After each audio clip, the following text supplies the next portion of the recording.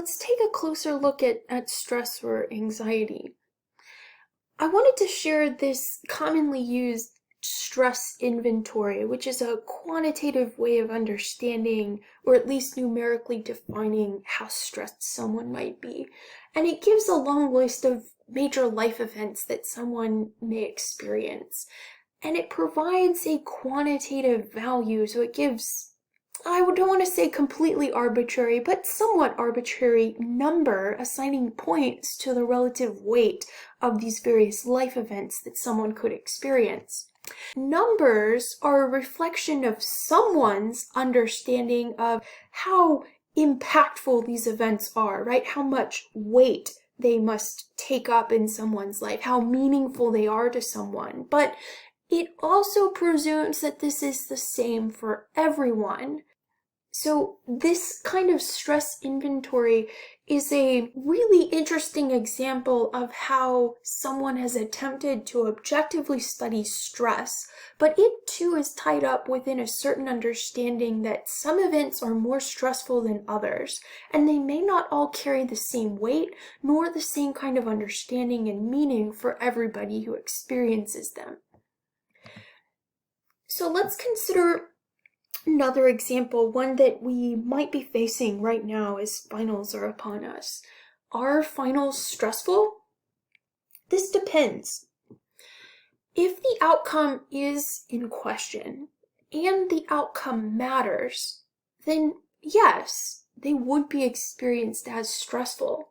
And it's a reflection of how you've understood yourself and possibly a concern with how others see you as well. Who's not stressed by finals? Someone who doesn't care about the outcome, or is maybe certain of the outcome, whether good or bad. They know the outcome.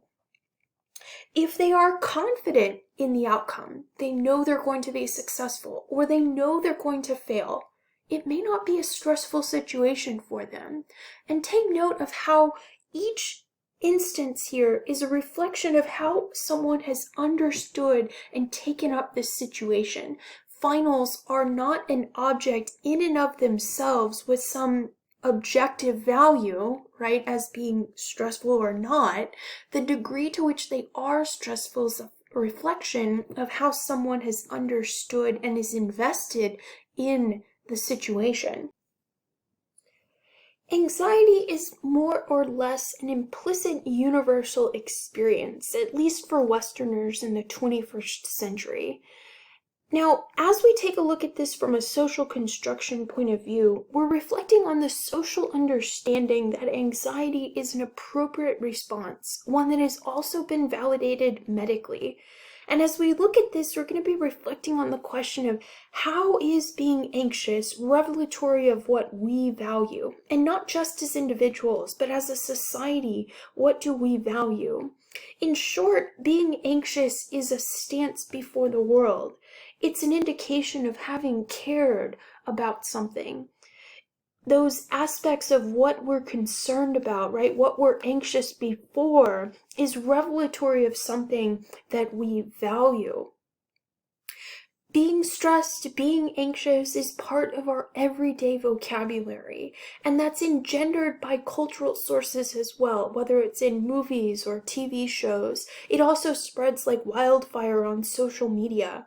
It doesn't take a lot of investigating to find instances of uncertainty or violence, even a focus on threats, whether that's terrorism or other concerns that we have as a society. It puts us on alert. We can also find instances of conspiracies where there's an abiding suspicion of the world around us. All of this forms the backdrop upon which anxiety emerges.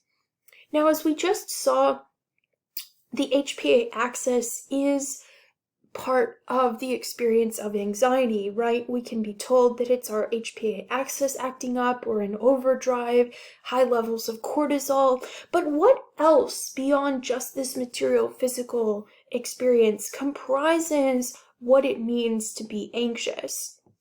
Said another way, we don't necessarily experience our brains or neurons firing, right?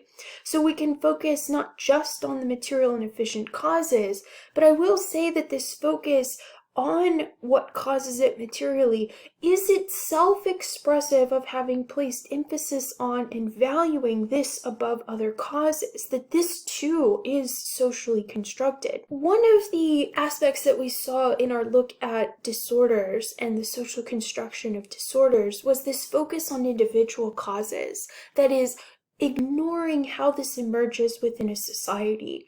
And that's led to quick fixes. One of those is pill popping. You just take a Xanax. Sometimes Xanax is called a happy pill. So we also have the rise of the pharmaceutical industry, which increases our recognition of and also shapes our experiences of various disorders. If you take a Xanax, does that mean that you don't care now? Does it remove our care or concern in the world? Or is it just addressing the physical cause? One of the things we can focus on as we broaden our understanding of causes is to explore the final causes of anxiety.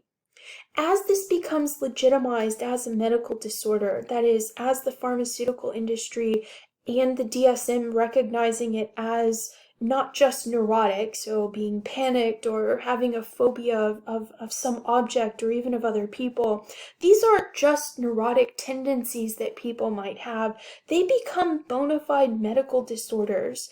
They are anxiety disorders. They also are reimbursed by insurance. It gives it a name, and the treatment for it is paid by health insurance. But what's the final cause behind this? It legitimizes that experience. When we are stressed, we are uncertain about the outcome, and that outcome is tied to a self-understanding. It matters, and it matters not because it's physical, so it's not a material mattering, but because it's important to us, something is at stake for us. We have the rise of self-help books in this backdrop upon which anxiety emerges. We have the rise of TV personalities such as Dr. Phil, for example. And we have this transformation of someone not having anxiety, but anxiety having you. So I can say I suffer from anxiety, for instance, where it demands action. Now, this narrative that appears in these self-help books, there's this understanding of being a victim, right? Anxiety has me.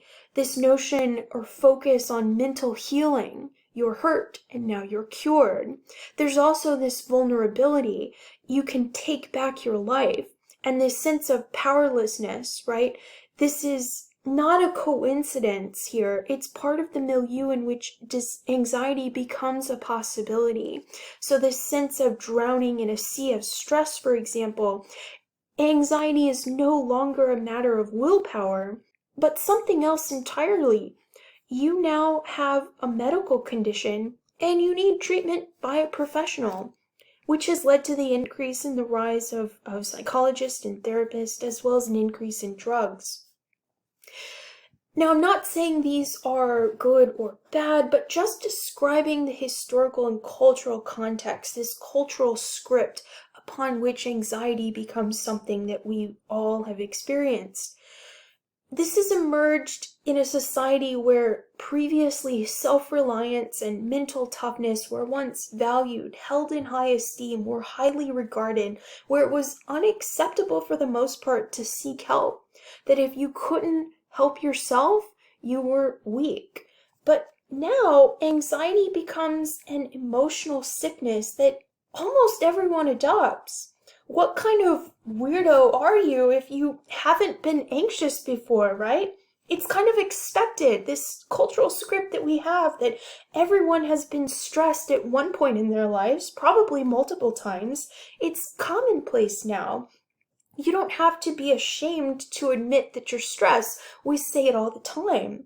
And that's a change that's transformed our understanding of this. Anxiety is not something that you are mentally weak if you can't overcome, right, or afflicted with, but Everybody's experienced it. It's commonplace. It speaks to how ingrained it is. It's also nothing to be ashamed of. It's medically normal to be anxious. It's not all in your head.